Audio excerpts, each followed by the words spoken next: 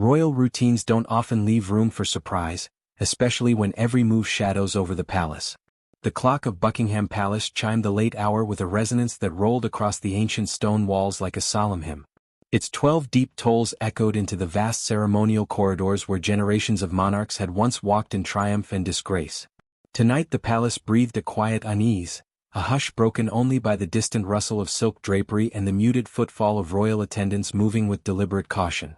It was here beneath gilded ceilings and chandeliers fashioned of crystal and silver that a private communique had been drafted, reviewed, sealed, and finally released to the world just minutes ago. For centuries, these halls had carried declarations of coronations, wars, negotiations, births, and abdications. Yet, the message tonight bore a more intimate human weight. It concerned Prince Louis, once merely the joyful youngest child of the royal lineage, now standing on the threshold of adolescence, facing challenges hidden from public view until now. The official statement from the palace press office was crafted with both poetic restraint and legal precision.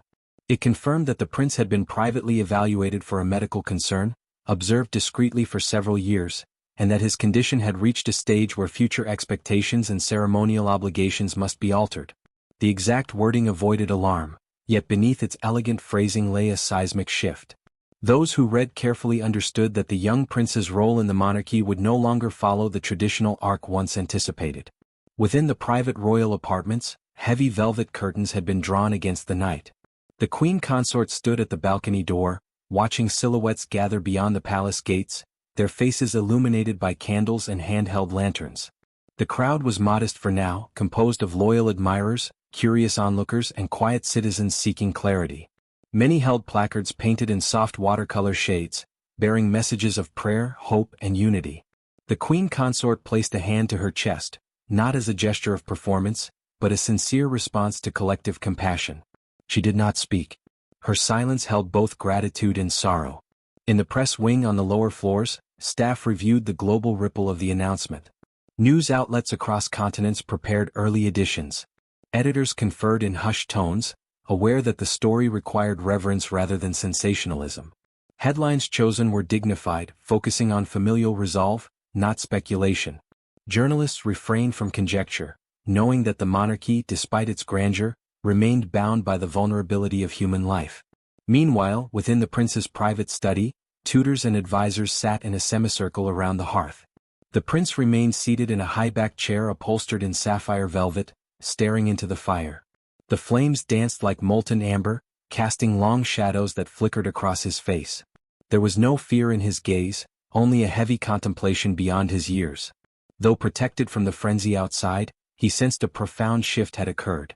His life would no longer be guided solely by childhood joy, but by the delicate balance between privacy and duty. Advisors spoke gently, explaining what the announcement meant. Certain public expectations would be reduced. Some ceremonial roles would be postponed, perhaps indefinitely. The prince listened carefully, grasping both the burden and freedom such news carried. One counselor placed a hand on his shoulder, telling him that the value of a royal life was not measured by the number of appearances, but by the honor of purposeful existence. He nodded, absorbing the words like ancient prophecy. Elsewhere in the palace, senior members of the royal household met in the council chamber, its polished mahogany table reflecting lamplight like a mirror to history itself. Pages from archival records lay open, revealing past instances where tradition bent to circumstance. This was not the first time destiny rewrote the script of monarchy. Advisors whispered about public expectations, constitutional symbolism, and the future of royal continuity. They did not speak of disgrace, but adaptation. The voice moves through like a steady current, reminding that history often turns not through declarations shouted from balconies, but through conversations spoken in locked rooms behind velvet curtains. Centuries of royal lineage have endured crusades, political unrest, romantic scandals, tragic losses, and global upheaval. Now the trials of a single young heir joined that lineage, not as spectacle but as quiet evolution. Outside the palace gates, more people gathered as night deepened. A choir of school children sang softly, their voices drifting above the stone courtyard. Police remained present not as guards against disorder, but as protectors of peaceful vigil. Street lights reflected across polished cobblestones, transforming the scene into a tableau of reverence rather than chaos. The palace flag hung heavy at half-mast. It signaled not death, but solemn recognition that a chapter in royal expectation had closed. The symbolism was deliberate and ancient. The monarchy had always communicated through subtle gestures rather than proclamations. High above, portraits of sovereigns looked down from gilded frames along the grand gallery. Kings crowned through conquest. Queens strengthened through diplomacy. Monarchs who ruled while carrying private suffering invisible to the public. Their painted eyes watched as history once again reshaped the destiny of a future heir. The final images of this linger on moonlight gleaming across palace stone. The prince gazing silently into the fireplace and a nation holding its breath in collective anticipation. Tonight did not end an era. It began a reckoning. Whispers behind closed doors. Dawn broke over London with a pale silvery glow that washed across the palace lawns like frost-kissed silk. The first rays of sunlight touched the towers of Buckingham Palace, illuminating the ornate crest above the central balcony. By sunrise, the city already buzzed with a restrained melancholy. Crowds gathered again, not in disorder but in devoted silence. Newspapers were sold out at kiosks before breakfast, their headlines printed in measured fonts that reflected dignity rather than gossip.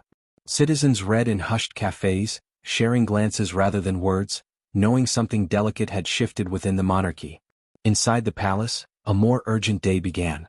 The Privy Council chamber, a room where crowned heads had signed treaties and sworn oaths for centuries, was arranged for a confidential assembly.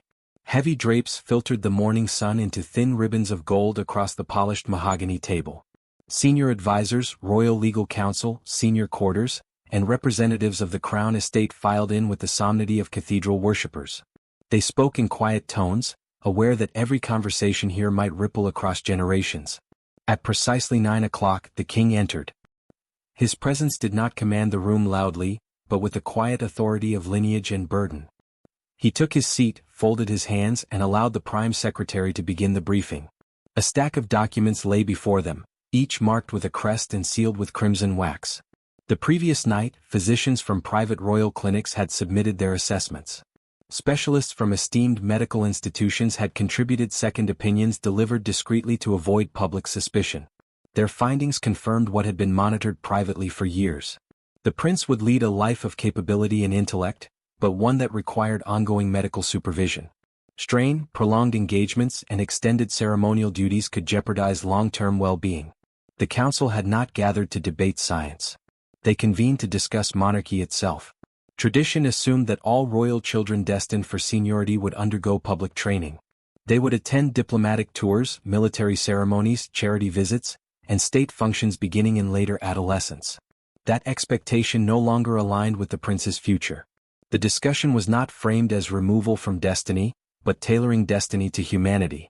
One advisor proposed a strategy where his public duties would be minimized while emphasizing private service.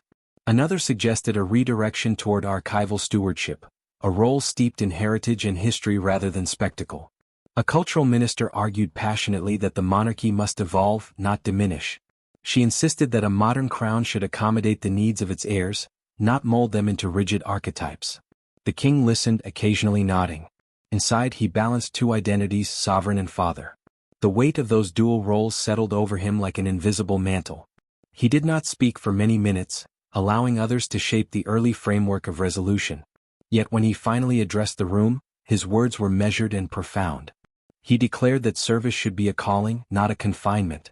The monarchy must not demand from family what it would never demand from citizens. As long as the prince lived with honor and contribution, the form of that contribution need not mirror tradition. Outside the council walls, life went on with uneasy normalcy.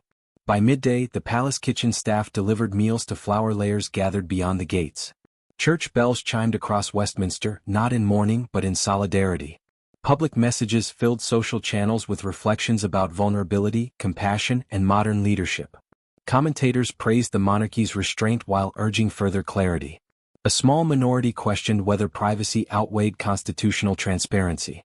These dissenting voices, though respectful, sparked necessary dialogue. In the afternoon, diplomatic offices across the Commonwealth received encrypted briefings. They assured allied nations that the line of succession remained clear and that the prince's altered role would not destabilize representation abroad. Some leaders responded with personal letters expressing empathy for the young royal and respect for the family's quiet fortitude. Meanwhile, in the royal nursery wing, The prince spent the day shielded from the storm of reaction outside. Tutors focused on literature, geography, and historical ethics. Yet his attention drifted. He asked his instructors simple questions that adults struggled to answer. Would duties he once imagined slip away entirely? Would his siblings have to shoulder more responsibility because of him? Was he failing before he had even begun? The queen consort joined him for supper in a private salon overlooking the spring garden. The meal was quiet, composed of his favorite dishes, chosen to restore comfort rather than ceremony. Their conversation unfolded with soft pauses. He confessed he did not wish to disappoint anyone. She replied that disappointment arises only when one abandons purpose, and his purpose had not changed, only its shape. He looked up with cautious hope, his lips forming a faint smile. As twilight deepened, a final meeting concluded the day's internal discourse. The king signed a resolution authorizing the communications office to prepare a second statement. This next release would clarify the prince's continuing education, health support, and evolving future within the monarchy. It would not be dramatic or revealing, but it would provide stability in narrative and calm the storm of public conjecture. Outside, the palace lights ignited one by one, dotting the facade in warm shades of ivory and gold. Torches and candles held by citizens glittered like stars reflected upon water. Voices sang hymns not of grief but of unity. The gates remained closed. Yet the invisible bridge between monarchy and people felt newly reinforced.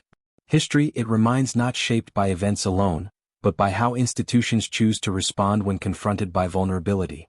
The palace had chosen transparency over silence, compassion over rigidity, evolution over tradition. This decision would echo through future crowns and chronicles. The kingdom did not merely observe change tonight. It became part of it. The public reckoning. The announcement had been public for only a few days. Yet the ripple of reaction had already swept across every tier of society. London awoke to overcast skies, the type that cast the city in a muted palette of gray stone and subdued reflection. Citizens walked with newspapers folded beneath their arms, sipping tea in silence rather than conversation. Familiar chatter about daily politics and sport had been replaced with thoughtful concern. The realm was not merely reacting to news about a young prince's health, but to an evolving interpretation of what it meant to serve a monarchy in the modern age. By mid-morning, public institutions across the country organized forums, lectures, and discussions. Universities hosted panels where historians sat beside sociologists to debate whether hereditary tradition should bend to personal well-being. Advocates argued that true leadership required space for individual growth rather than rigid expectation. Critics countered that the monarchy owed its relevance to continuity, not flexibility.